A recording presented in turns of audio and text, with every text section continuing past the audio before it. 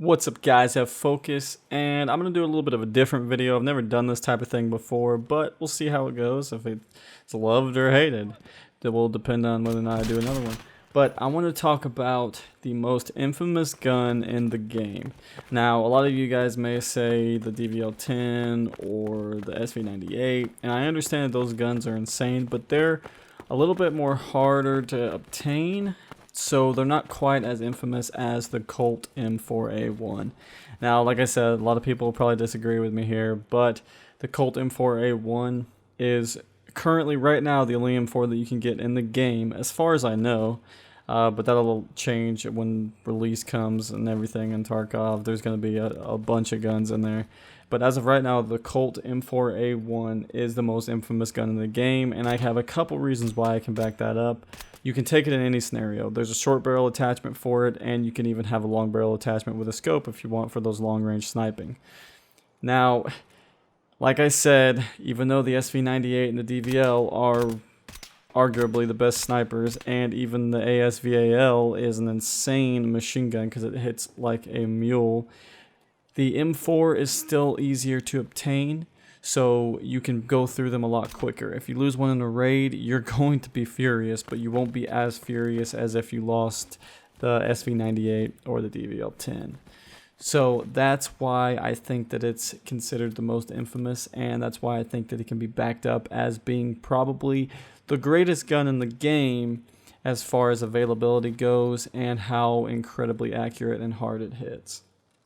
Alright, now the Colt M4A1 in Tarkov. Now I will list the pieces that actually function in real life as well as in Tarkov, because Tarkov is insanely detailed as far as the guns go, so I will be listing what it does in real life, which is obviously what's going to be doing in Tarkov, and I'll also put on there what it offers in Tarkov as far as like recoil reduction, muzzle velocity, ergonomics, and stuff like that. And if you don't know, that ergonomics actually is how fast you can sight in to your sight, so the higher your ergonomics, the better. But some parts of the gun obviously reduce the ergonomics because it's the overall weight of the weapon. So, if you have the base Colt M4A1, you're going to need the first part, which is going to be the upper receiver. The upper receiver provides housing for the hammer and bolt and firing mechanisms, so obviously it's important. Now, the upper receiver, as far as I know, is only one you can get in the game. That upper receiver offers 5 ergonomics, so it actually helps it, which is good. The next thing you're going to need is a barrel, whether that be a short barrel or a long barrel. It doesn't matter. Short barrel being 260 millimeters and long barrel being 370 millimeters, like I said earlier. The barrels obviously have a rifled inside. Everybody knows what the rifling is like, and a barrel helps the muzzle velocity and everything. Now in Tarkov, it is actually -5 recoil, which is good. You want reduction on recoil. Minus 6.48 muzzle velocity. This is for a long barrel. And then it is -5 ergonomics, which isn't too bad. But if you want to go with the short barrel, it is only -3 recoil, but it's -16.31 muzzle velocity and only -3 ergonomics. So short barrel is obviously faster for sighting in and has a little bit more kick to it. And the long barrel has greater muzzle velocity, but actually reduces the recoil because it adds more weight to the front of the gun, which makes it more stable. But you can't sight in quite as fast because it does actually add weight. So the grip, that's a given. I mean, come on, you need a grip. You need a decent grip. There's only one grip in the game as far as I know, so you're going to have to work with that.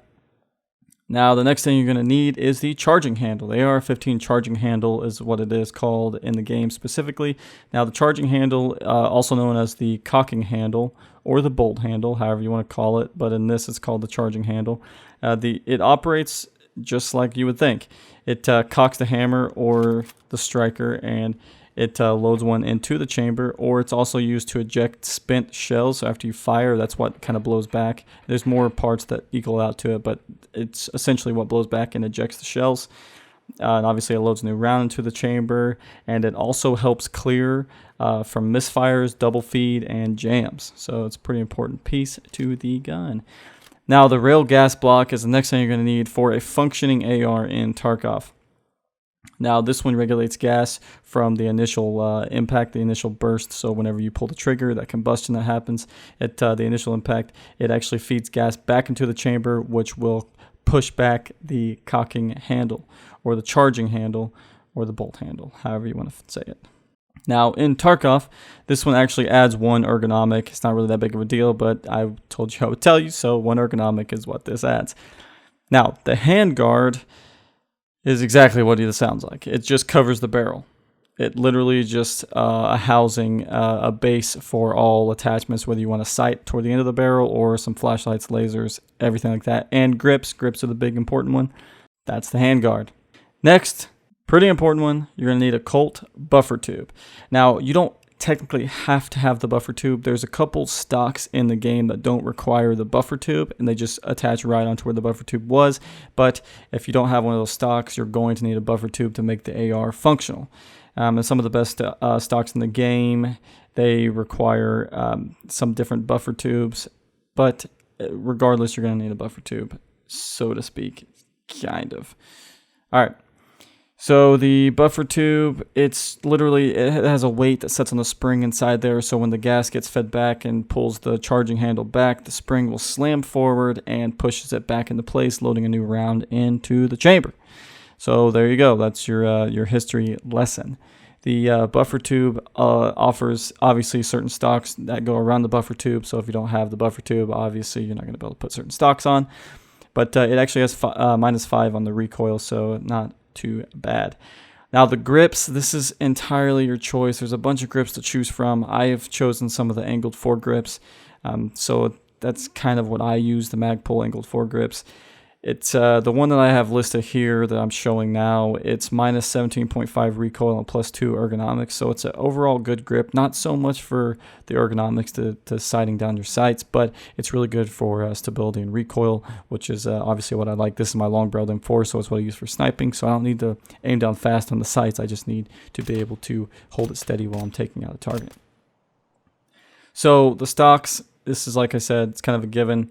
The M4SS offers -35 recoil and it adds 5 ergonomics. Now, there's also an MOE, which is what I'm showing. It's -37 recoil and it adds 7 ergonomics. But there's also stuff like the Troy M7A1, which is -30 recoil but +9 ergonomics. So that one's more for like a short-barreled M4. If you want to take it in the factory, you can sight down faster but not have to worry too much about the recoil because you're obviously going to be really close, so you don't have to worry about it bouncing around too much. Now, like one of my last tips and trick video I did, the silencers are a must, but they don't offer that great of the stats, but they still offer more than what the stats are minused. The 5.56 silencer that I have is -1 base accuracy, not too big of a deal. -2 ergonomics, again, not that big of a deal. And then -1 recoil. I mean, it's not that big of a deal. I mean, it adds 0.75 muzzle velocity, which really doesn't matter. But there's not that great of a loss whenever you're completely silent. So it's obvious reasons why people use the silencers over, just a compensator. It has its perks, so we'll just leave it at that. Now, the sight, I'm not even going to talk about. That's completely up to you. Completely up to you. I'm not even going to say anything about it. It's just your choice. Now, the mags, again, I think are your choice as well. I roll 60-round mags, but that's my personal preference. There's obviously some perks about each one. The 60-round mag is -10 ergonomics, so it's the heaviest, obviously, so it's harder to actually sight down. 40-round mags are -7 ergonomics, and 30-round mags are -5 ergonomics. But the disadvantages of those mags are the small one has 30 less bullets, and the 40 one has 20 less bullets. So you have to reload more frequently, even though if you're good with your targets, 30 rounds will easily kill a target with the M4. So that's my video about the M4. That's the Colt M4A1 in Tarkov, listing everything that is functional with the gun in real life as well as in Tarkov, because Tarkov is insanely detailed. So if you guys like this type of video, let me know. We can go through a bunch more guns like the AK-47, the DVL-10, SV-98, everything like that. I just chose the M4A1 as my first choice because it's the gun that everybody is getting to. It's the gun that everybody wants. Like I said, the most infamous gun in the game. It's not considered the strongest. It's not the most accurate, as far as all that goes, but it is the most infamous just because everybody wants to get their hands on one. So thanks for watching, guys. This has just been a breakdown of the Colt M4A1 history lesson as well as a Tarkov lesson. So if you guys enjoyed it, as long as the modding side and stuff, hit that subscribe button, hit that like, and we'll throw some more videos your way about these all the time. From time to time in my dreams, I do this for you. I do this for my mother, who's finally clean, no longer a fan. I do this for you. I do this for my sister, my wife and my kids, cause they part of the team. I do this for all the naysayers and haters who made me one of the greatest. I know it kills you inside, that's why I do this for you. I do this for my father, who I've only seen from time to time in my dreams.